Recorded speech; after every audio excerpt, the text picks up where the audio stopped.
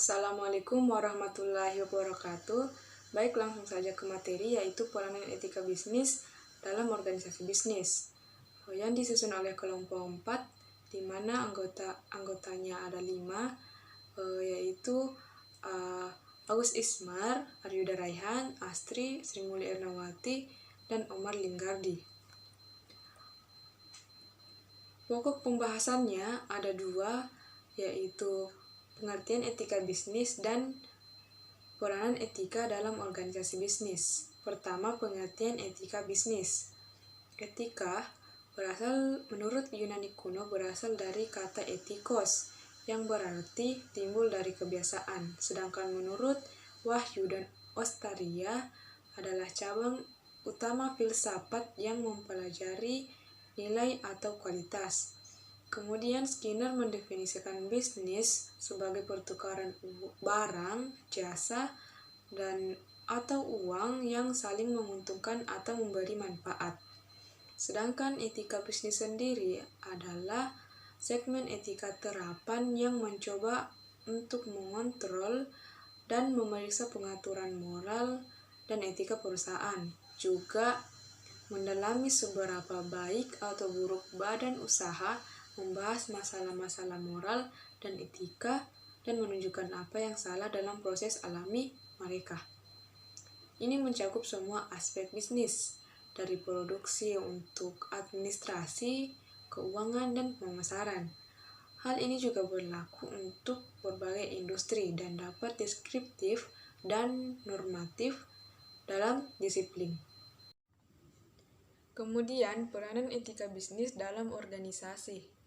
Etika bisnis perusahaan memiliki peran yang sangat penting, yaitu untuk membentuk suatu perusahaan yang kokoh dan memiliki daya saing yang tinggi, serta mempunyai kemampuan menciptakan nilai yang tinggi, di mana diperlukan suatu landasan yang kokoh untuk mencapai itu semua.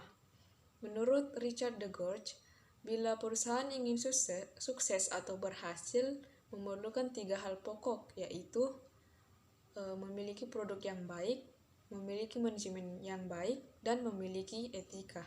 3 aspek pokok dari bisnis. Yang pertama yaitu sudut pandang ekonomis. Bisnis adalah kegiatan ekonomis. Yang terjadi di sini adalah adanya interaksi antara produsen atau perusahaan dengan pekerja, produsen dengan konsumen, produsen dengan produsen dalam sebuah organisasi. Kegiatan antar manusia ini adalah bertujuan untuk mencari untung, oleh karena itu menjadi kegiatan ekonomis. Pencarian keuntungan dalam bisnis tidak bersifat sepihak, tetapi dilakukan melalui interaksi yang melibatkan berbagai pihak. Dari sudut pandang ekonomis, good business adalah bisnis yang bukan saja menguntungkan tetapi juga bisnis yang berkualitas etis. Yang kedua yaitu sudut pandang etika. Dalam bisnis, berorientasi pada profit adalah sangat wajar. Akan tetapi, jangan keuntungan yang diperoleh tersebut justru merugikan pihak lain. Tidak semua yang bisa kita lakukan boleh dilakukan juga. Kita harus menghormati kepentingan dan hak orang lain, pantas diperhatikan bahwa dengan itu kita sendiri tidak dirugikan, karena menghormati kepentingan dan hak orang lain juga perlu dilakukan demi kepentingan bisnis kita sendiri. Dan terakhir yaitu sudut pandang hukum. Bisa dipastikan bahwa kegiatan bisnis juga terikat dengan hukum dagang atau hukum bisnis yang merupakan cabang penting dari ilmu hukum modern. Dan dalam praktek hukum banyak masalah timbul dalam hubungan bisnis pada taraf nasional maupun internasional. Seperti etika, hukum juga merupakan sudut pandang normatif karena menetapkan apa yang harus dilakukan atau tidak boleh dilakukan dari segi norma. Hukum lebih jelas dan pasti daripada etika karena peraturan hukum ditulis hitam dituliskan hitam di atas putih dan ada sanksi tertentu bila terjadi pelanggaran. Baiklah, selanjutnya saya akan menjelaskan mengenai fungsi dan etika bisnis terhadap perusahaan. Setelah mengetahui betapa pentingnya etika yang harus diterapkan pada perusahaan bisnis, tentunya etika memiliki fungsi yang sangat berpengaruh terhadap kemajuan perusahaan itu sendiri. Permasalahan etika bisnis yang terjadi di perusahaan bervariasi antara fungsi perusahaan yang satu dan fungsi perusahaan yang lainnya. Hal ini terjadi karena operasi perusahaan yang sangat terspesialisasi dalam berbagai bidang profesi, sehingga setiap fungsi perusahaan cenderung memiliki etika tersendiri. Selanjutnya yang akan kita bahas adalah berbagai permasalahan etika bisnis yang sering terjadi di beberapa bidang fungsi perusahaan. Yang pertama, etika bisnis di bidang akuntansi, accounting etik. Fungsi akuntansi merupakan komponen yang sangat penting bagi perusahaan. Yang kedua, etika bisnis di bidang keuangan, financial etik. Skandal keuangan yang berasal dari pelaksanaan fungsi keuangan yang dijalankan secara tidak etis telah menimbulkan berbagai kerusakan bagi para investor. Permasalahan etika bisnis yang ketiga adalah etika bisnis di bidang produksi dan pemasaran atau production and marketing ethic. Hubungan yang dilakukan perusahaan dengan para pelanggannya dapat menimbulkan berbagai permasalahan etika bisnis di bidang produksi dan pemasaran. Untuk melindungi konsumen dari perlakuan yang tidak etis yang mungkin dilakukan oleh perusahaan, pemerintah Indonesia telah memberlakukan Undang-Undang Nomor 8 Tahun 1999 tentang perlindungan konsumen.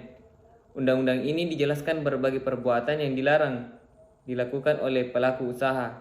Antara lain pelaku usaha dilarang memproduksi dan atau memperdagangkan barang dan atau jasa yang satu, tidak memenuhi atau tidak sesuai dengan standar yang dipersyaratkan dan ketentuan peraturan perundang-undangan. 2. Tidak sesuai dengan berat bersih, isi bersih atau netto, dan jumlah dalam hitungan sebagaimana yang dinyatakan dalam label atau etiket barang tersebut. 3. Tidak sesuai dengan ukuran, takaran, timbangan, dan jumlah hitungan menurut ukuran yang sebenarnya.